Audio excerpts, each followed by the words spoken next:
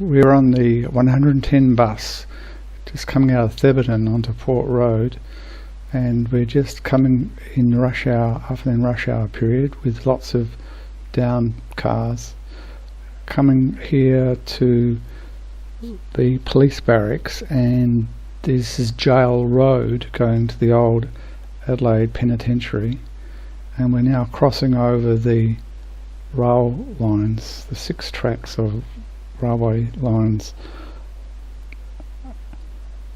and there's an empty land at the moment where the new Women's and Children's Hospital is going to be built on the left hand side.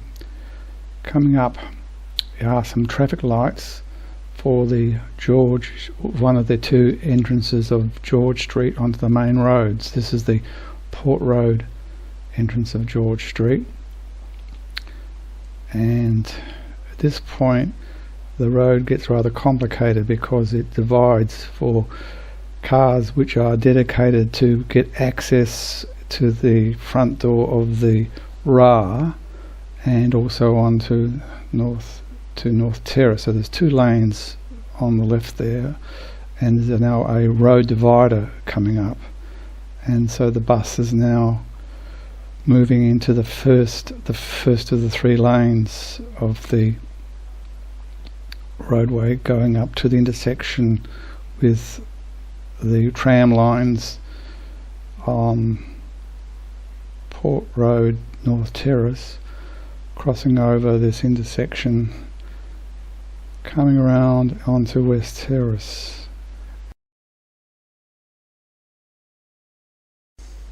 This 110 bus is now turning into a 502 bus. This information is not conveyed to anybody actually on the bus, but the driver has changed the display on the outside of the bus to now read 502. The 502 goes via Paradise Interchange to Salisbury, but the more useful bus is this 500 bus, which goes from West Lakes via this Royal Adelaide Hospital, Paradise Interchange, Salisbury, Lyell McEwen Hospital to Elizabeth. Bus 502's just arrived, going to Salisbury. Limited stops means going to Oban. We're at bus stop B1, and we can see that B1 doesn't mention the fact that bus 500 actually is going to go to the Lyell McEwen Hospital. 501 terminates in West Lakes, 502 terminates in Salisbury. This one goes to Elizabeth Railway Station via Haydown Road and Lyell. The 110 bus turns into the 500 or 501 or 502 bus at stop B1 here on West Terrace. For the return journey, the passengers will cross over the road and be catching the bus at stop X1 on the western side of West Terrace. Behind me is the RAH and the electric trains and diesel trains coming from Hills and Seaford and Flinders Medical Centre, and just in front of the RAH is going to be the new Women's and Children's Hospital. Interestingly, the plans published in June didn't mention the word tram or bus. It mentioned cars 40 times and used the word transit to mean car park. This is the view of the Royal Adelaide Hospital from Jail Road on the other side of the railway lines. The red lines here in the view are the rail tracks for the Adelaide Metro, and ARTC has also got the major railway line between Adelaide and Melbourne running through here as a single track, which is also the potential railway line single track. Currently might be duplicated for the line to Mount Barker. This is what it will look like when the new Women's and Children's Hospitals built here. And what we'll do now is get the aerial view of what it will look like. So this is Royal Adelaide Hospital. Here are the bus stops and the tram stop. So there's an up and down here, and this is the railway tracks. You can see there are 4 tracks here, 2 tracks of which one's currently used, and the other track potentially could be used if they duplicate the standard gauge line. What's proposed is something looking like this. And we can see in this view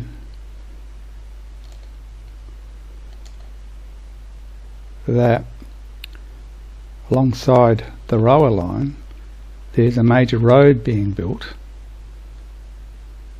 which will be elevated because of the terrain, elevated above the existing road, Jail Road, to a bridge.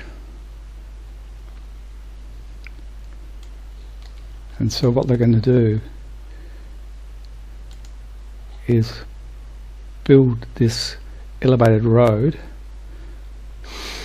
to what they're calling a transit hub, but actually it's a car park potentially at the moment. Potentially it might also be a bus station where you could have the buses go in and around and back out again, and then a pedestrian bridge across. This is the information about the car park that's been provided. So what they're doing is upgrading Jail Road with intersection with Port Road as a major road at a higher level above the existing ground level. We'll have a space 1,215 cars parked there, which will be for public and for staff, and there'll be end of trip facilities for the staff within that hub. In addition, on-call staff will have another car park in the first floor level of the development.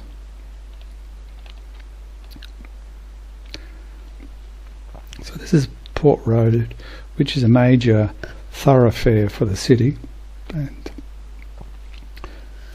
becomes highly congested in morning rush hour and afternoon rush hour periods. So there'll be quite significant delays here on this intersection with Jail Road. And this is George Street, which goes around the back of the existing RAH, which is the major entrance and exit for the car park for the RAH. So there are 2 major intersections which will be congested during rush hour period on Port Road. Cars going into the new transit hub will go down a ramp to the lower level of the transit hub, but the actual bridge across between the transit hub and the foyer of the new Women's and Children's Hospital will be at level 3. And then to get from the Women's and Children's Hospital, there's a bridge here across George Street into the RAH. The opening sequence, we were travelling on the bus 110 from West Lakes Interchange in mid-afternoon rush period, and we saw that there were no bus stops or tram stops on this section of Port Road, and we got off here at bus stop B1. All of the bus stops and tram stops are up here, either on West Terrace or North Terrace.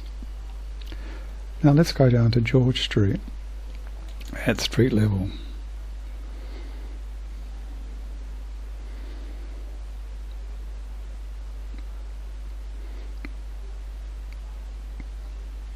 We can see here that Google Earth was on the street at a rather busy time, and we can see that the road here is 6 lanes wide, having to cross over 2 tram lines, and this is the major entrance for ambulances, the only entrance for ambulances to the existing emergency room at the RAH, and it's also going to be the only entrance for the emergency room to the new Women's and Children's Hospital.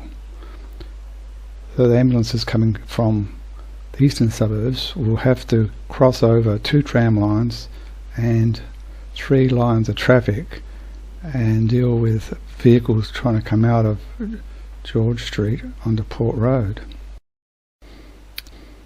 Just at the bottom of the picture is Jail Road, intersection with Port Road, and we can see here the descent down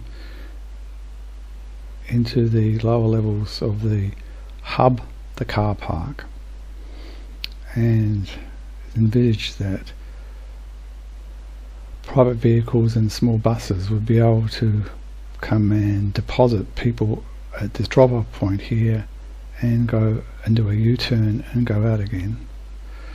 And we can see the bridge over the 6 lines of railway track, and at the top here is George Street. There's 2 entrances. This is the major entrance to the new Women's and Children's Hospital on the western side near the railway lines. This is the aerial view of that bridge across the railway line. Just here is the main entrance to the new Women's and Children's Hospital, and we can see here George Street, and the building's going to overshadow, go over the top of portions of George Street, and George Street is a major entrance for private cars to get into the car park for the existing RAH. George Street's actually a crescent with an entrance here on Port Road and goes around the back of the RAH, and the other entrances at North Terrace adjacent to the Samry building. Getting from the car park, the hub, this will be the pedestrian bridge across the railway line with a drop-off point just to the right hand side there. This is the side view of the development, showing there are 12 levels in the tallest part of the new Women's and Children's Hospital. This is the multi-storey car park, and we can see there seems to be a change of levels between the car park and the Women's and Children's Hospital across this bridge. And then there's another bridge across George Street for pedestrians to get between pedestrians, nurses and doctors and cleaning staff and so on, to get between the Women's and Children's Hospital and the existing RAH Hospital. This view from what would be a helicopter view above West Terrace shows Port Road with 3 trams on it, which obviously would mean lots of disruptions to this George Street intersection if there are that many trams on the tram line. All our public transport eggs seem to be placed in the basket of North Terrace and West Terrace intersection. Let's see if there's another place where a different solution's been applied. If we go to Brisbane, Greater Brisbane, and more particularly the City of Brisbane, Brisbane City Council, we can see there are 4 hospitals here. First of all, let's go and look at Princess Alexandra Hospital, and we'll see that there's a busway which has a bus station. The busway is grade separated. It goes underneath parklands, it goes underneath railway lines, it goes underneath freeways, and comes up as an elevated bus station where the passengers cross from one platform to the other without having to cross over the busway itself. Prince Alexandra Hospital has 1,000 beds, which is actually bigger than the Royal Adelaide Hospital.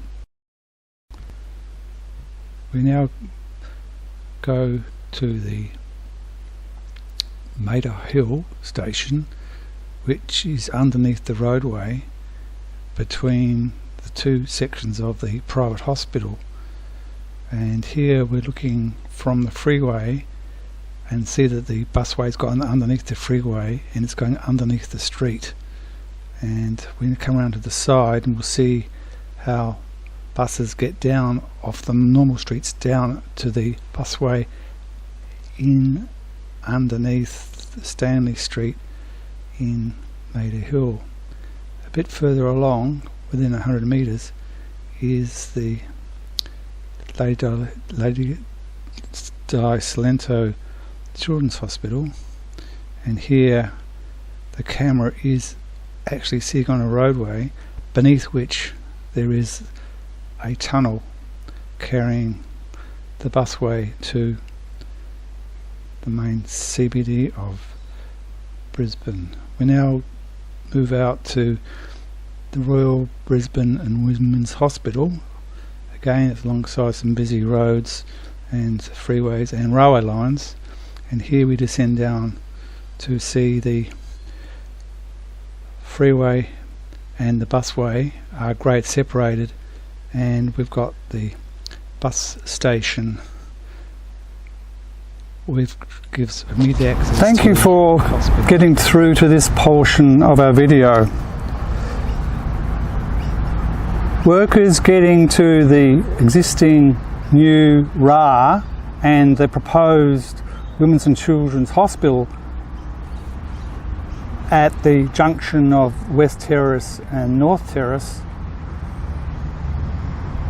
is a prime example of how we need to start to consider a multi-level city here in Adelaide. Behind me is the Oban Tunnel underneath the parklands. The parklands and all the roads here are controlled by the City of Adelaide rather than by the state government.